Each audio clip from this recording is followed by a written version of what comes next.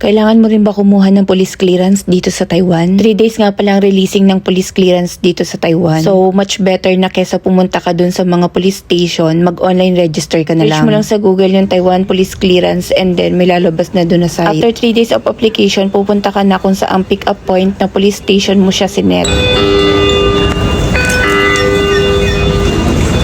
Dahil mas kabisado ko dito sa Hsinchu, dito na lang ako kumuha. Katapat lang ito ng Hsinchu Municipality. Ihanda mo lang yung passport and ARC mo para sa releasing. 100 NT nga pala ang bayad sa police clearance and additional 20 NT kung kailangan mo pa ng isang copy. After ng releasing ng police clearance, kailangan mo pa siyang ipanotarize sa may district court. Dito lang din yon sa may Chupay. Lakad ka lang ng konti, merong malapit na bus stop dito sa may Dongmen Market. Bus 182 yung sasakyan mo.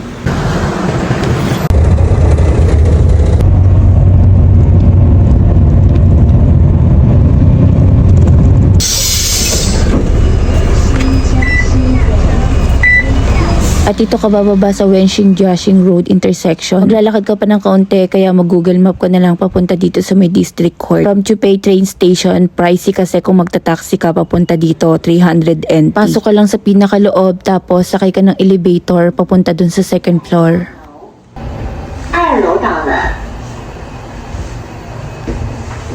Hanapin mo lang yung Notary Public Office. 8:30 nga pala nag-o-open dito. Mag-aasikaso ka ng kahit na anong documents dito sa Taiwan. Lagi mong i-ready ang passport and ARC mo. Pagdating ko, inabot ko lang sa babae yung police clearance ko at pinakuha niya na ako ng number. Pag government services dito sa Taiwan, very accommodating yung mga staff. Okay, thank you. Hindi mo kailangan mag-intay at hindi mo kailangan magtanong dahil sila mismo ang magpapaliwanag at mag-a-assist sa'yo sa lahat ng bagay na kailangan mong ayusin. After nga i-double check ng attorney yung documents mo, kailangan mong bumalik sa first floor para naman sa payment sa cashier. Pagpasok mo pangalan ng pinto, meron ulit staff na mag-a-assist sa'yo. Nakakatuwa nga dito, karamihan sa mga nag-a-assist is senior citizen at napakagaling mag-i-English. Pag nagpa-notarize ka pala, maximum of 5 copies is 750 lang. Kailangan mo pala ulit itong balikan after 3 days for releasing. Pagkatapos mong ipa-notarize, kailangan mo naman siya ipa-authenticate sa MOFA. Kung dito ka banda sa may Central Taiwan, pwede kang mamili kung sa Taipei or sa Taichung ka pupunta na MOFA office. After releasing nga sa district court, dumiretso na nga ako ng Taipei para pumunta sa MOFA office. Dahil 3 days ulit ang iintayin para sa releasing. Nag-bullet train na nga lang ako dito sa Hsinchu para mabilis ako makarating ng Taipei. Pa kasi ako night shift, then dumiretso ako ng district court. And kailangan ko na rin talaga itong maipasa sa MOFA dahil 3 days pa rin yung iintayin. From Hsinchu HSR, 200 NT ang pamasahe papuntang Taipei. Medyo pricey nga pero naghahabol kasi ako ng oras. Mahirap din kasi mag-asikaso ng mga documents lalo na kung palagi mo lang iintayin yung mga day off mo.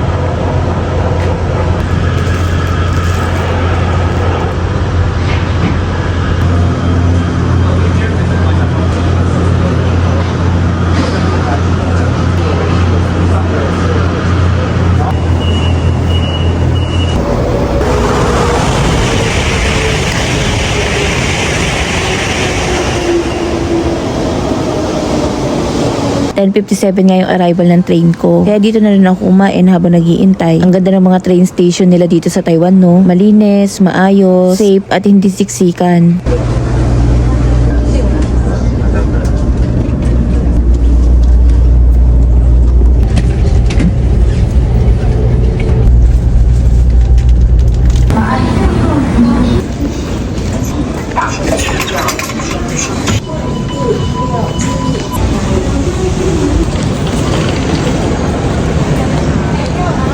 Pagbaba mo nga dito sa may train main station, pwede mo na lang din lakarin papunta dun sa Mofa. Exit ka lang dito sa may South 2, tapos hanapin mo yung M4. Pasok ka dyan para makatawid ka doon sa may M8. Sa underpass ka lang kasi pwedeng dumaan para makatawid ka dun sa kabila. Baba ka lang dyan sa elevator at may mga signage naman kung paano ka makakalabas papunta dun sa may M8. Sobrang nakaka-amaze talaga dito sa Taiwan. Isipin mo itong ilalim ng lupa, ilang floor ito sa ilalim. MRT station, train station, parking area, bus terminal at meron ding mall dito sa ilalim. Tapos pag akyat mo ganito ka, tataas yung mga building, tapos napakadaming establishment. Take note ha, normal lang sa mga Taiwanese yung malalakas na lindol dito. Paglabas mo nga dito sa may M8, dire-diretso ka lang, lakad ka lang hanggang makarating ka dun sa may police station.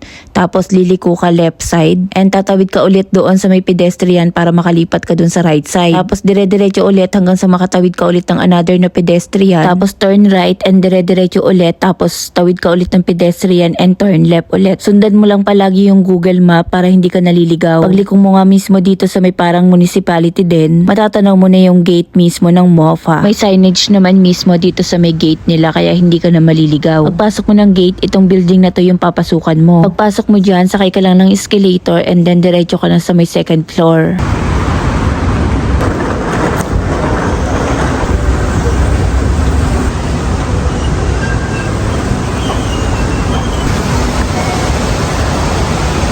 May makikita ka na dyang arrow papunta dun sa authentication. May table na rin dyan kung saan nakalagay yung application form. Pag alam mo medyo maraming tao, kumuha ka muna ng number dun sa may window bago ka mag-fill out ng application form. Nakasulat na nga pala dito sa likod ng application form yung mga requirements kung ano yung mga kailangan yung dalhin sa pagpapa-authenticate. Mag-ready na lang din kayo at magdala ng copy ng documents na ipapa-authenticate nyo, copy ng ARC at copy ng passport. Pag naipasa nyo na yan, babalikan nyo na lang ulit yan ng after 3 days. Ipapasuyo nyo lang po pala sa ibang tao yung documents nyo. Kailangan ng authorization letter at original copy ng passport and ARC. Pero sa releasing naman, kahit resibo na lang at kahit sino na yung pwedeng kumuha. And that's all for today's video. Thank you for watching guys. God bless.